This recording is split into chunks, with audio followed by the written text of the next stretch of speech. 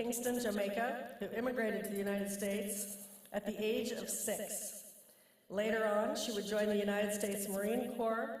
Even before becoming lieutenant governor, she has an extensive track record of civil justice, having served as vice president of Virginia State Board of Education and a presidential nominee to the U.S. Bureau of Census, co-chair of the African American Committee, and part of the advisory committee on Women's Veterans Affairs to the Secretary of Veterans Affairs. She was also a state legislator in Virginia and a member of ALEC at the time. Ladies and gentlemen, please welcome me, giving a warm welcome to Lieutenant Governor Winsome Earl Sears.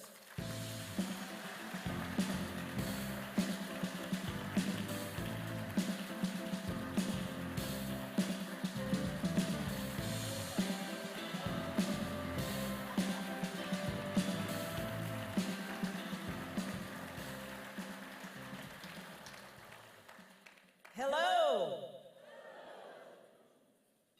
Oh, we can do better than that. Hello. I sort of like to think of it as the Seinfeld hello, if some of you are old enough anyway. It is so good to be here. What a difference a year makes. Last time we were in San Diego that I saw you, and although I was in office 20 years ago in the House, man, I've got to tell you, it feels like I've been 3 years lieutenant governor already. I was walking by a picture of old Abe Lincoln.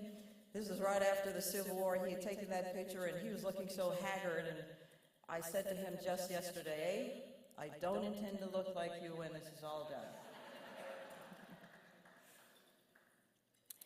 But again, it's good to be here. We're talking about serious business. And the business of the people is serious. And there's something I want to say. I saw Dave Chappelle just the other day on Saturday Night Live, his opening monologue. And what he said was this. He said, it shouldn't be this scary to talk about anything.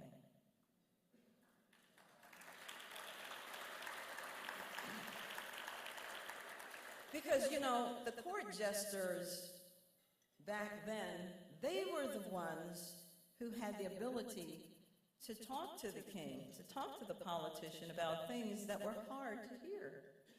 And our comedians today really are our modern-day court jesters. So when he says it shouldn't be this scary to talk about anything, it shouldn't be. So we're going to change that. And at ALEC, we talk about what we want to talk about. Don't we? Yes, we do. I want to talk to you today about education. My dad came to America, you know my story. 1963, at the height of the civil rights movement, with only $1.75 in his pocket. And actually, I'm spotting him a quarter because he couldn't remember if it was $1.50 or $1.75. Just say he had a little more than lint in his pocket. And he came here because, of course, he said this is where the jobs and the opportunities were, no matter how bad it was. And actually, he could have gone to England. It would have been easier for him to enter there because he was still a British citizen. He came on a British passport because we were still a British colony. So he took any money he could find, and he used the money to put himself through school and started his American dream, started his career. And so what could I have said to that man if I didn't succeed when he came just 17 days before Martin Luther King Jr. gave his I Have a Dream speech? When things were really bad for us, what could I say to him? I can't succeed, I'm black. Really? You know, my father's never beaten me in my life. He might have gotten a belt pen. So education lifted my father out of poverty. Education lifted me out of poverty because I have to find my own way in this world. Education lifted all of us out of poverty. That's what the slaves wanted. Three things. Number one, their freedom. Number two, their families reunited. Number three, they wanted to get an education. Frederick Douglass, you know he's a Republican. Frederick Douglass said when his master learned that his master's wife was teaching him how to read and write, that he said to her, "Don't do that. It's against the law, number one, and once a slave knows how to read and write, he's no good for anything he thinks that he can achieve." So, education is where I am, and education we are going to fight for, but what type of education? Education, parental choice. It is time. We're not asking the school boards anymore. We're telling them, you are going to give us the ability to choose where our children will go to school. I did a men's prison ministry for 2 years. 72% or greater of the incarcerated are functionally illiterate. I ran a women's homeless shelter. Most of them were illiterate. There is a reason why we talk about a school-to-prison pipeline. Indeed, the NAEP scores are showing us that we're only fooling ourselves and guaranteeing our children a terrible future. In Virginia, we learned that by the time our children reach the 8th grade, when it comes to math, 35% of them who are Asian are failing. 45% of white children, 70% of Latino children, and this number brought tears to my eyes, 84% of black children cannot do math. And by the way, they almost never catch up. So, we're not asking anymore, we are demanding, we are telling them that we want school choice now.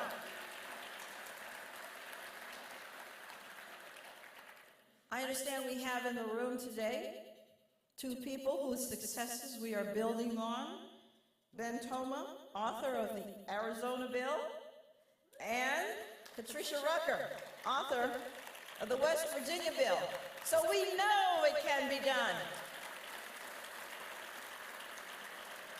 You've shown us the path. I support increasing innovation and opportunities for our students, whether it is lab schools, whether it is charter schools. 20 years ago, this is not my first rodeo. When I was in House, I put in a bill to expand charter schools so that, number 1, higher ed would get involved. Number 2, immunity would also apply to them in the same way that it applies to other public schools. And then this one last piece, number 3, that we want to know not just the granting of the charter schools, but also the denials and why. You couldn't just willy-nilly deny. And my God, after 10 years in Virginia, we still only have 7. So, it shouldn't be this hard. Shouldn't be this scary to talk about anything. School choice is the new Brown versus Board of Education fight. Because what was that fight about? It was not to get into necessarily public schools or white schools, whatever that meant. It was for a parent to decide where to send their own child to school. That was the foundation of it. The new redlining is the zip code that keeps us in our schools, and we're not having it anymore. Not at all. We have even lowered the standards of getting into higher education. 65%, we are told, 65% of the new students when they go to college need remedial education, what they should have had in high school. Something is wrong, something is terribly wrong. You know who's not lowering their standards? Let's check the boxes. China, not lowering their standards. North Korea, not lowering their standards. Russia, Iran, India, all these places. In fact, on the PISA test, the national test, actually the international test of all students, we find out that China is number one. America, which is the number one superpower, is number 13. How long do you think that will be good? No, we're not lowering the standards any longer. We cannot be a people so transfixed and bound by the past that our children are unable to move into the future, because the world is not waiting for them. We know that. They must be ready. They must have a hope and a future. So, as Abraham Lincoln said, a house divided cannot stand. We're not going to burn down our own house. Ronald Reagan indeed said this in his speech, A Time for Choosing, 50-plus years ago. He said, "I believe that the issues confronting us cross party lines. I think it is time we ask ourselves if we still know the freedoms that were intended for us. Because if we lose freedom here, there is no other place to escape." It shouldn't be this hard, this scary to talk about something. No, America isn't perfect. We have a saying in church, and it's this: I may not be what I'm supposed to be, but I ain't what I used to be. And that's America, isn't she? No, she's not perfect, and she was created by imperfect people. But we're going to keep her. I'm not going to trade her, and I know you wouldn't either. We have got to do well for our children so that when they ask, "What did you do?" we can say we fought and we kept fighting so that you would have a hope and a future. Because they're depending on us to do well. Because, again, as President Reagan said, takes one generation. That's it. And in fact, before him, Abraham Lincoln said, "The policy of the classroom in one generation will be the policy of the government in the next."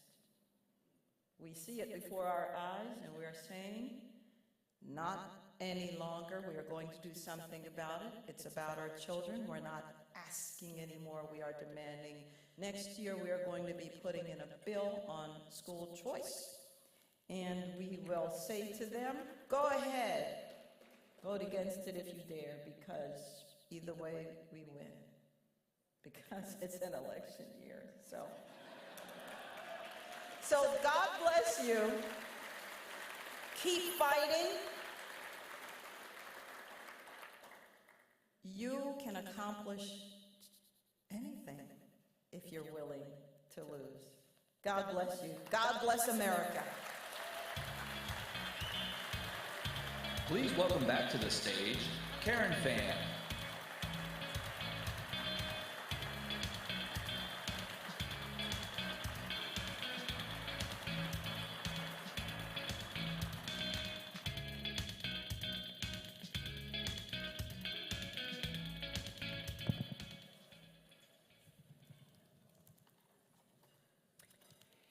Thank you, Lieutenant Governor Sears. I'm sure I speak for all of us here when I say I will never get tired of hearing you speak. She is amazing. She is a shining and rising star, and we want to make sure that we will always be the wind behind her back and help you move on forward.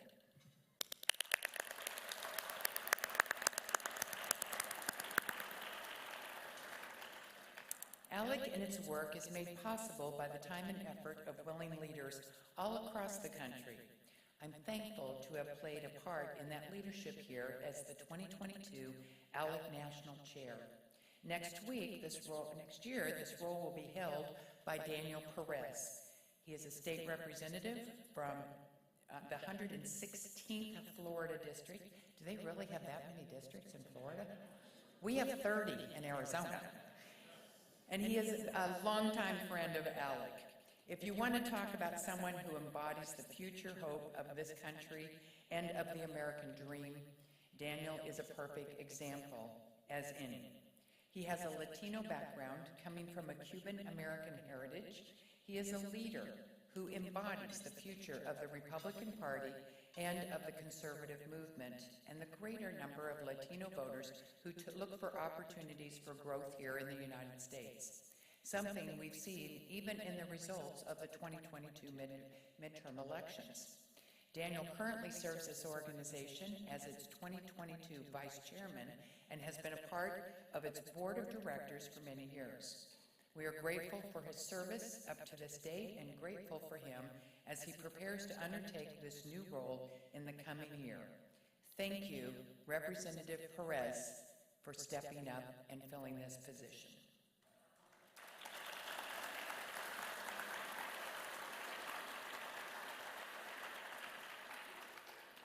The ALEC International Pioneer Award is presented to leaders on the international stage whose careers exemplify a commitment to ALEC's Jeffersonian principles of free markets, individual liberty and limited government, but unlike ALEC's Thomas Jefferson Freedom Awards, International Pioneer Award recipients are not American.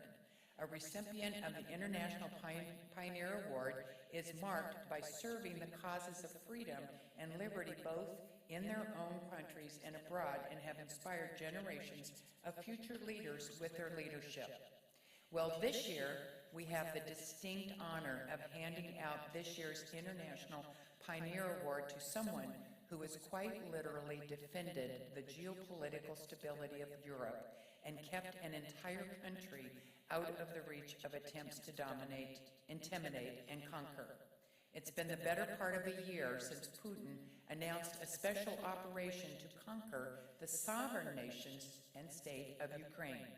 But what he thought would be a quick and speedy exercise turned into an all-out defense that captured the attention of the world and demonstrated that if free people would not so easily surrender to tyranny. That effort was led by our recipient today. It is with great honor that we present the International Pioneer Award to one of the great leaders of our time, Vladimir Zelensky, who is the President of Ukraine.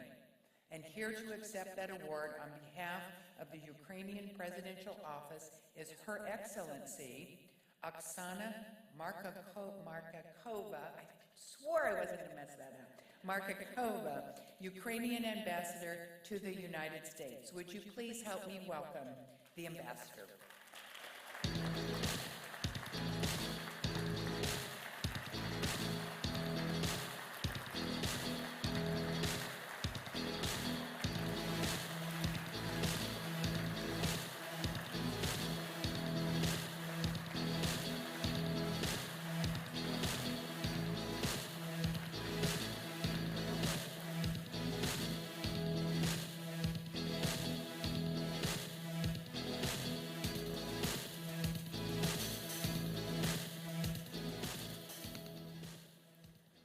Thank you. Thank you very much. It would be very difficult to speak after Lieutenant Governor, but I will try. It's an honor to be here on behalf of the President Zelensky and the people of Ukraine. I'm so happy to be in the audience with so many members and so many ALEC excellent members elected by the people of this great country. I'm also happy that we have a member of Ukrainian Parliament, Alexei Goncharenko, with us. Thank you for being here. It's very special to get this award to President Zelensky in times when we fight for our freedom. One of the recipients of this award, Margaret Thatcher, once said her very famous phrase that when people have the freedom to choose, they choose freedom when they're free to choose. This is what Ukrainian people do today. We choose freedom, and we made that existential choice repeatedly during the previous 400 years. But unfortunately, we also lost that battle repeatedly during the previous 400 years.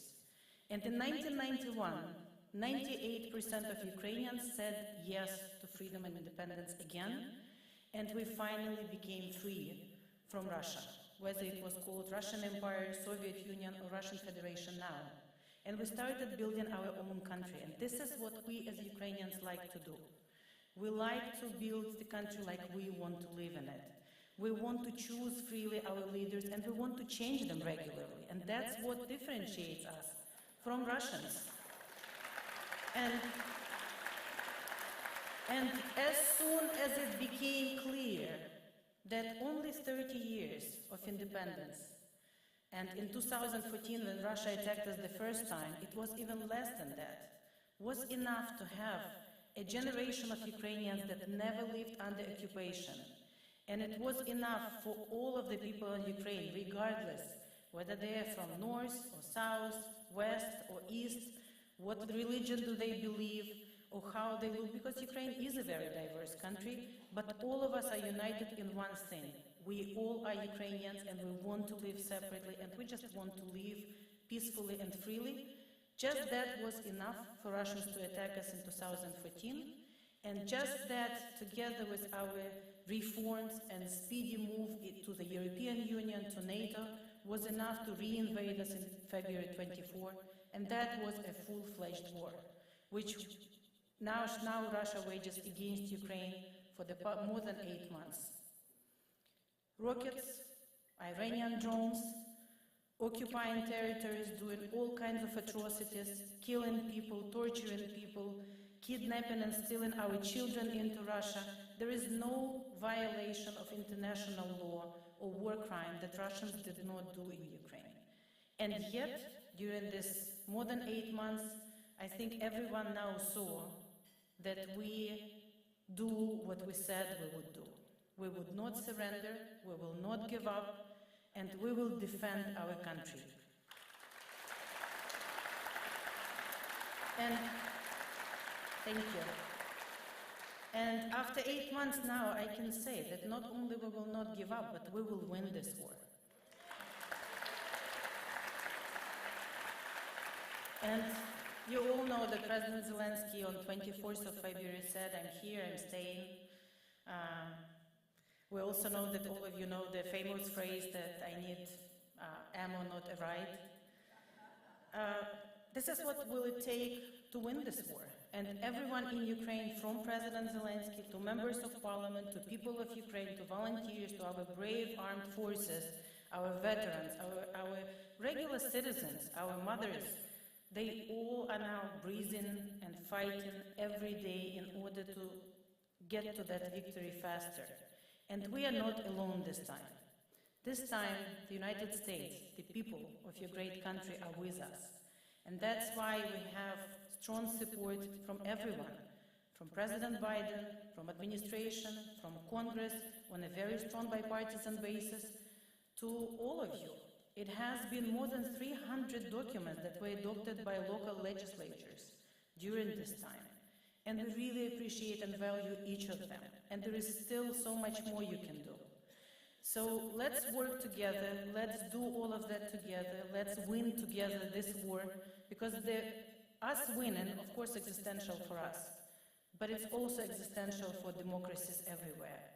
We have to show that not only we can deliver to our people better, we know that, we see how people live in autocratic regimes, but we also have to show that we can defend ourselves from this autocratic regime, and the implications of us winning and, very importantly, Russia losing are very important for everyone on our planet. We need to make this place a safer place, and that requires us winning. So, just to finish, thank you for everything we have received from the United States. As I always say, thank you, but we need more. We need more weapons, we need more financial support, we need more sanctions for Russia, and then after we win, Ukraine could be not only a great partner to the United States, but also a solution to so many global problems that we see right now. Energy challenges, food crisis, which we can resolve or help to resolve together with others, and many, many more. And we can do it together, and we would like to see more cooperation on the regional level, between states and our oblast, between American cities and our cities, between American schools and our schools, because I think we have a lot to share there as well. So with that, I want to say thank you to all of you for this award. I want to say thank you to all Ukrainian defenders who are on the front lines fighting as we speak so that I can be here and speak. And I want to say God bless America.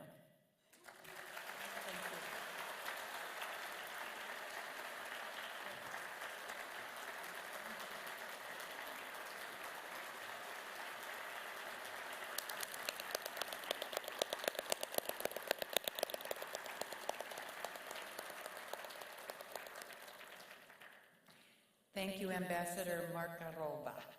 Got it right that time. You know, hearing that, I'm reminded that the ideas we strive for here are ideas that are sorely needed in the rest of the world as well. In light of the struggle of the people of Ukraine and the example of President Zelensky, I'm more aware of the gift of freedom that we enjoy in the United States, and let's hope we never take that for granted. Food should be arriving at the tables momentarily. Please enjoy your lunch, and we will resume very shortly. Thank you.